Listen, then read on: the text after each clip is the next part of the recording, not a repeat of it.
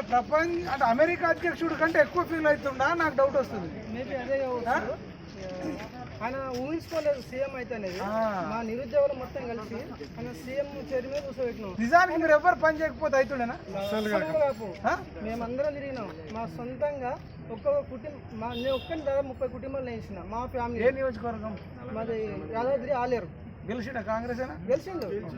నేను 30 కుటుంబాలు మా ఫ్యామిలీ 30 కుటుంబాలు వేసిన ఒక్కనే.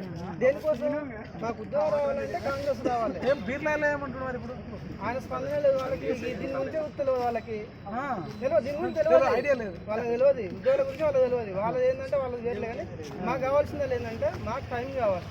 నేను డిఎస్సి దాదాపు 3 ఇయర్స్ని ప్రిపేర్ అవుతున్నా. హెచ్డబ్ల్యూ పెట్టిండు. హెచ్డబ్ల్యూ సిలబస్ వేరు, డిఎస్ సిలబస్ వేరు. ఆ డేట్ వచ్చి హెచ్డబ్ల్యూ 29th వరకు ఉన్నది. అక్కడ నుండి ఇక్కడ చూసుకుంటే 22 డేస్ టైం ఉన్నది. ఆ 22 డేస్లో సిలబస్ మొత్తం చదవాలంటే ఎవరి వల్ల కాదు. ఒకసారి ఎవరైతే ఆ టైం టేబుల్ ఇచ్చిర్రో వాళ్ళ అవగాహన లేదని మాకు అర్థమైంది. వాళ్ళని చూసుకోవాలి. తెలియదు. ఆ సిలబస్ చూడాలి కదా. ఆ సిలబస్ చూస్తే తెలిసే వాళ్ళకి. దీని ఏమంటే డిఏఓ, దాని తర్వాత గ్రూప్స్.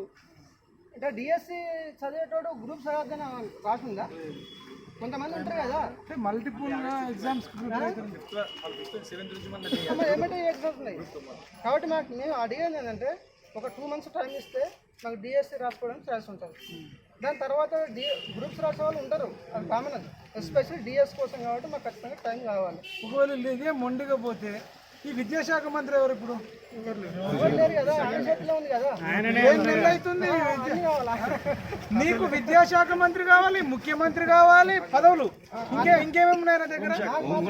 నీకు హోంశాఖ మంత్రి పదవి కావాలి, జాబ్. హోంశాఖ మంత్రి జాబ్ కావాలి, విద్యాశాఖ మంత్రి జాబ్ కావాలి, ముఖ్యమంత్రి జాబ్ కావాలి.